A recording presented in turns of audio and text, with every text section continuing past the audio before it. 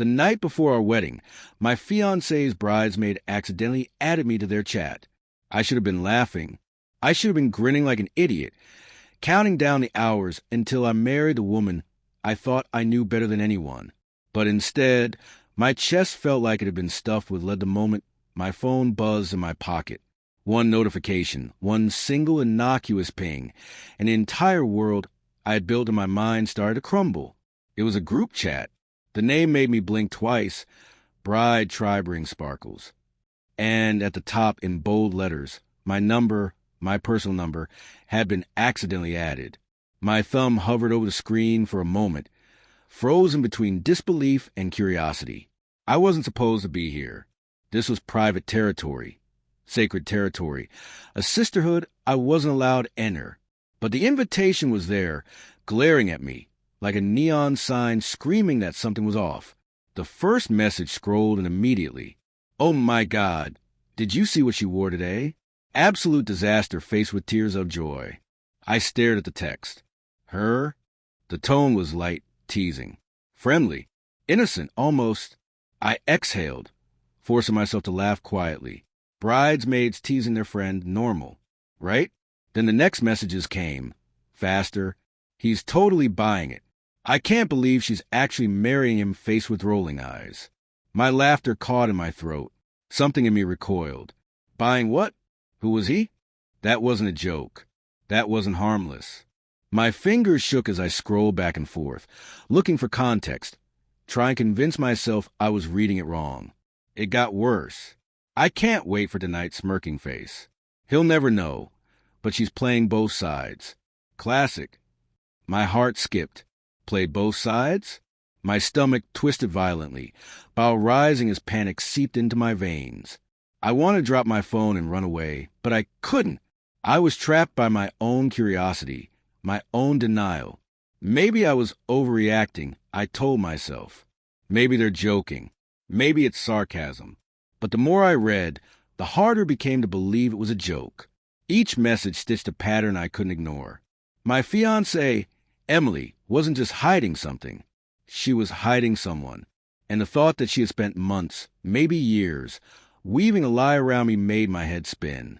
I left the buzzing phone on the nightstand, pacing the tiny apartment I had rented for the night.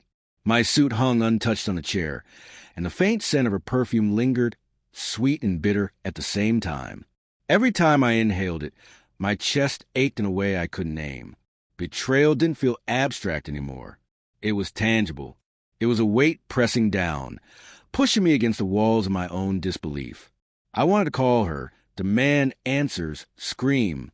But what would I say? Hey, your friends are calling you a liar and a cheater behind your back, by the way. No, that sounded insane. And yet, I couldn't stop myself from imagining scenarios in which it was true. My mind ran through every conversation, every late-night message, every fleeting glance she had given me with a softness that suddenly felt loaded with lies. Hours passed. The apartment grew dim as the sun dipped behind the city skyline, painting the walls in shadows. My phone buzzed again, a new message that made me freeze. He's totally clueless. I can't believe she's going to let him walk into this tomorrow night, smiling face with horns. The emojis stung. There was no longer any room for denial. My fiancée, the woman I had trusted with everything, was planning something behind my back. I want to convince myself it wasn't serious, that the bridesmaids were exaggerating. But deep down, a pit in my stomach told me it was true. The truth is rarely gentle. I left the apartment, wandering the streets without direction. The city lights blurred as I tried to process the conversation, the betrayal, the lies. I remembered her laugh, the way she would touch my arm absent-mindedly, the late nights she claimed were work. Each memory became a knife twisting in my chest. By midnight, I couldn't take it anymore. I called my best friend, someone I trusted to hold me together when everything else crumbled. His voice was groggy at first. "Dude, what's wrong?" he asked, concern threading through his words. I forced myself to speak, each word coated with trembling rage. "It's Emily. Something's wrong. I saw something. A chat. Her bridesmaids. I think she's..." You think she's what?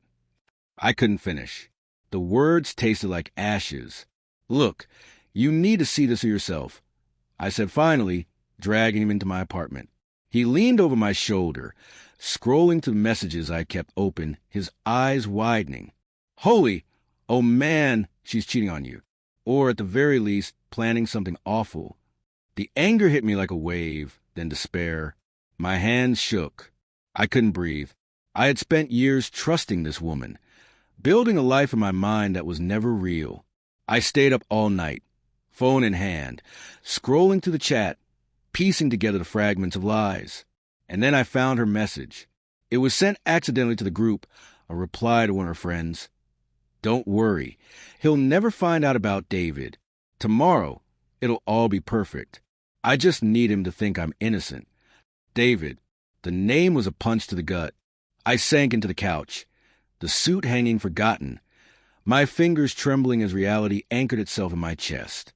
Emily had someone else, and I was supposed to walk down the aisle, smile, and pretend I knew nothing. By morning, I made my choice. I couldn't face her. Not yet. Not in the way she thought I would. Instead, I packed a small bag and left the apartment quietly, leaving behind the life I had imagined, the dreams of a wedding, and the woman I loved more than I thought I could survive losing. I drove aimlessly, each mile burning away memories, each turn a step further from betrayal. When I finally pulled over a quiet overlook, I let the tears come. Anger, heartbreak, disbelief. They all poured out in a torrent I hadn't known I needed. And then my phone buzzed again. A message from Emily, sent at 6:45 a.m., probably as she prepared for the wedding. I can't wait to see you today, my love. Everything's perfect. I love you. I stared at it, the juxtaposition of her words against the truth of the night, before shredding something inside me I wasn't sure could ever be mended. The betrayal wasn't just a secret. It was her entire life with me, carefully constructed, a lie wrapped in perfume and smiles. I didn't respond. I couldn't. My trust was gone, and with it, the future we had planned. I drove back to the city to return her ring, to leave behind the life I thought I would have. Standing outside her apartment, I realized something harsh but necessary. Love without trust is just a hollow echo, beautiful in memory but empty in reality. When Emily opened the door, radiant in her morning hair and the faint scent of anticipation, I saw it. Her surprise, then the panic when she realized I wasn't coming in. Why are you here?" she asked, voice trembling. "I can't do this," I said simply, holding out the ring. "I loved you, Emily. I trusted you. But trust isn't optional, and you broke it." Her eyes widened, tears glistening, but I didn't falter. I turned, walking away from the life I had dreamed of, the wedding I had imagined, and the woman I believed was mine. I didn't look back. I couldn't. The echoes of her lies would follow me. Yes, but at least now I had reclaimed myself.